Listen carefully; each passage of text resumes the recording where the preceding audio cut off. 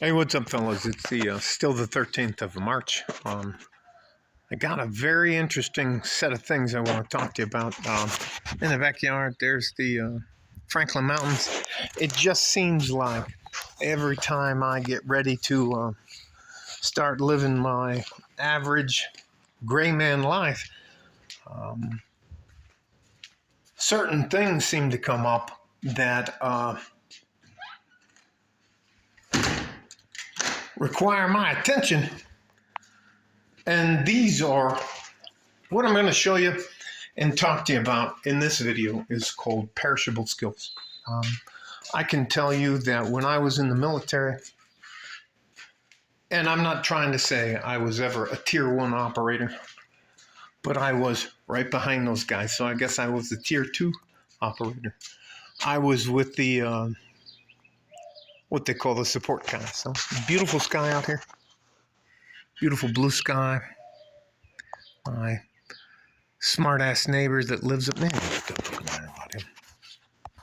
So anyways, there are skills. Let me. I'm gonna. It is abnormal for anyone in the communities I used to work in to ask for those of us that they know are retired if we're interested in doing some contract work. And one of the things that I do all the time that I don't think a lot of you think about because you're so busy trying to get ahead in your lives is that there are skill sets that you should have to maintain. So this is an AR-15. That is a magazine, 30-round magazine. There's 25 rounds there. When I keep a weapon loaded for a long time, because again, you cannot call timeout in real life, I don't want to over stress the spring in the magazine. Now, I'm not in either one of the groups that believe that you should never keep them loaded or you should always keep them loaded because it doesn't matter. I'm somewhere in the middle. So this is, I'm going to show you my primary defense weapon for my home. This is a Mossberg 12 gauge shotgun. And how I load my loads is that's the red is considered buckshot. That's a deer slug, so I go buckshot, deer slug, buckshot, deer slug, buckshot. And if you're going to be in a home defense type of scenario, you don't have to worry about putting a 9mm or a 38. You don't want to have to worry about putting a little bullet in somebody. You want to, if they break into your home, all bets are off. If you break into my home when I'm not here, I don't have a fucking problem with that. That's why I have insurance. You break into my home while I'm here, they're never going to find your stupid ass. Here, I'm going to show you something else.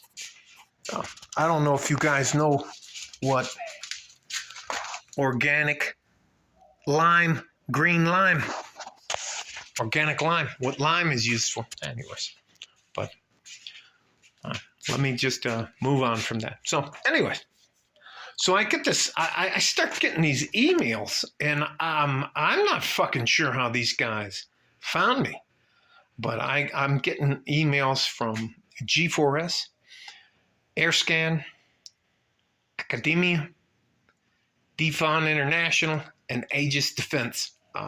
They're all what we consider PMCs, which are called private military companies.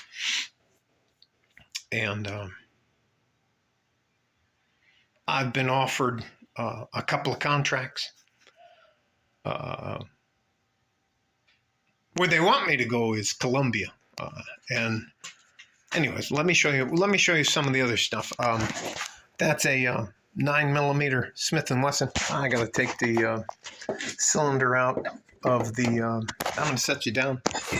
so I can take the cylinder out of my 22 mag. This is a 22 mag. You pull down and you turn this and you slide it out. All right.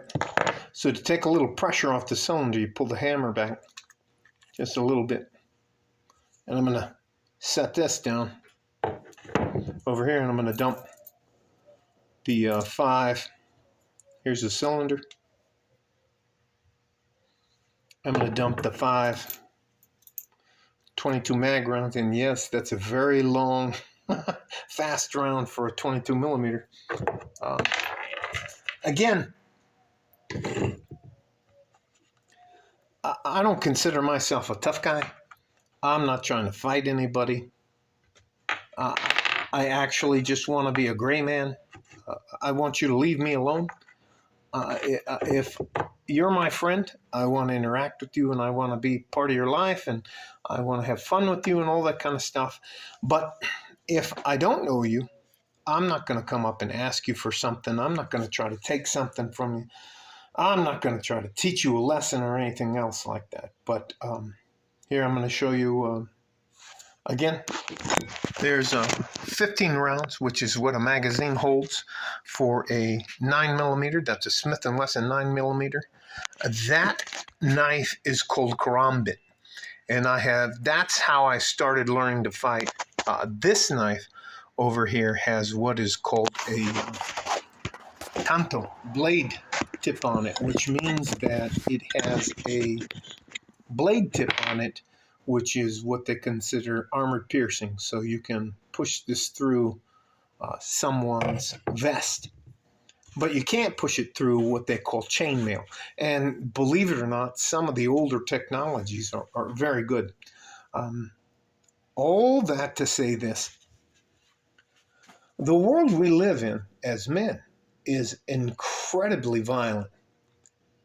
And if you do not have the capacity to be violent, and you think that if a situation jumps up on you, you can go, time out, give me 7 days, a week and a half, and I'll come back and I'll be ready. That's not how life works, young men. And I promise you, as a younger man, at least 4 times in your life, you're going to be involved in a violent conflict, whether you want to participate in that conflict or not. I would rather have you develop your set of perishable skills, which includes weapons. That includes pistols, knives, shotguns, semi-automatic rifles. It's just, if you don't take the time to do certain things like maintain your weight and health, exercise, and practice some of the martial arts, boxing and wrestling is a minimum, and learning how to shoot and use a knife is also a minimum. Above that is Brazilian Jiu-Jitsu. Listen, I love my life now, which I believe I've earned. But I will tell you this: my life is nowhere near as difficult as your life is as a younger man. Now I'm going to clean all of these weapons up and dry fire them, because you have to.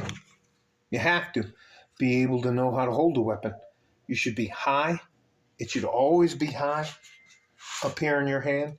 Your grip should be very high so that you can maintain pressure. And then I don't use the cup and saucer. I use the Weaver grip, which I grip over the top. Anyways, I shouldn't be pointing a fucking gun at you guys. But anyways, it is what it is. I do not think you can live a good life as a man unless you're able to defend yourself and the people that you love. That's probably a long way of talking about it, but I have to also tell you this. there is going to be a need for men who understand how to use violence, and at least for the next I think at least the next 5 years. So I was shocked that these companies were calling me. And these are the companies that are quasi, kind of like Blackwater and Triple Canopy. I was shocked. I can't even fucking tell you. I'm like, you want a 57-year-old ex-EOD guy? And I was never a tier 1 operator. I tried out for Delta Force. I just wasn't fucking good enough. I made it through Ranger training. I made it through all that other bullshit training, including EOD school. But I tried out 3 fucking times for Delta Force. And I personally understood that I wasn't good enough. And that I had no problem with that. For me, I would rather try to be the best and get as close as I can and realize that I'm just not there than to be the guy who's, I could have done that. Sitting back at like 65, I could have done that. That's not me. So all I'm trying to do is give you some actual skills, and martial arts, boxing, fighting, using knives and guns are perishable skills, which means you have to practice how to use them. You have to know how to clean them. You have to know how they operate mechanically. And you have to know how to do what's called immediate action. Like if you get a stovepipe is when one of the rounds gets caught up here like this with the chamber back. Anyways, I'm not going to it doesn't fucking matter. This video is too long. Anyways, I'll probably title this Why You Need to Know Martial/Perishable Skills. All right? Stay safe and healthy. Take care of each other if you can. And you have to take care of yourself. And one of the key factors to being able to take care of yourself is to be able to defend yourself. All right? All right, I'm gonna be lighter now. All right, here we go. I'm gonna try to give you my Johnny Cash voice, like a fart in a G string. I think it's like this. No, that looks creepy. From West Texas, El Paso. I'm out of here. Love you guys. Bye bye.